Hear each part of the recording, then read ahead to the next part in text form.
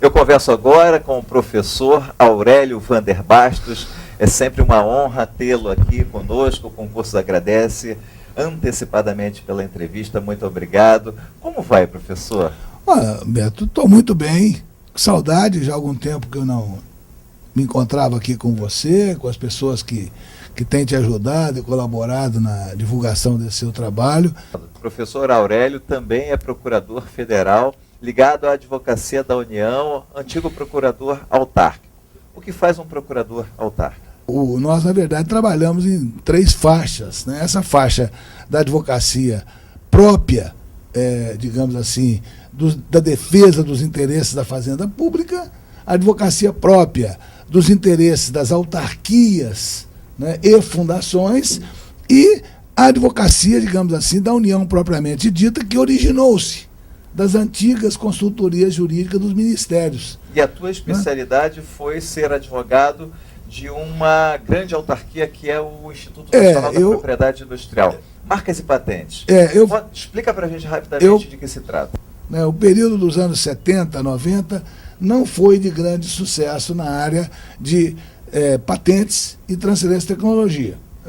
Foi mínimo, os contratos eram insignificantes, né? O incentivo ao desenvolvimento de patente, apesar de ser grande, você não segurava as patentes no Brasil, porque elas chegavam num determinado momento e exigiam uma tecnologia mais extensiva, né? E aí não tinha condições de desenvolver.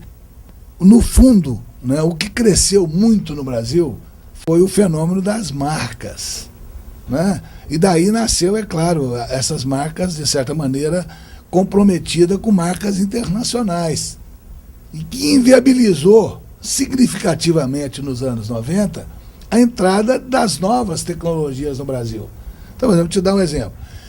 Você queria trazer a tecnologia do carro, né, Mercedes, mas você tinha uma pequena empresa brasileira que trabalhava com a marca Mercedes, né? E geralmente essas empresas faziam de tudo, desde pequenas costuras, né, até a expectativa de fazer grandes indústrias. Então, esse foi o grande corte que o governo inicial dos anos 90 teve que fazer. O professor também é escritor, acabou de lançar 3 obras-primas, né, que certamente serão traduzidas em best-sellers, e esses 3 livros, eles falam sobre o Estado Democrático de Direito e a Ordem dos Advogados do Brasil. Na verdade, sobre a OAB e os diferentes estados no Brasil.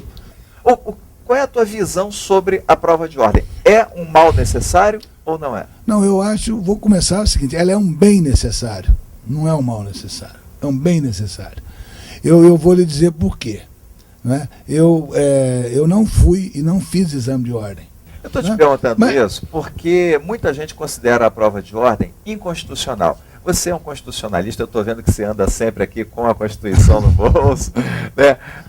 Porque somente aos advogados, aos bacharéis de direito, é exigida uma prova de ordem, quando todas as outras profissões não se precisa disso. Eu dizia sempre o seguinte, olha, o problema do ensino do direito é que nós não devemos apenas ensinar os códigos, mas nós temos que ensinar a pensar os códigos. Eu participava do coquetel com um grande amigo meu, que foi vice-presidente da Ordem, né, o Aristóteles Ateniense, e foi presidente da OAB de Belo Horizonte, né?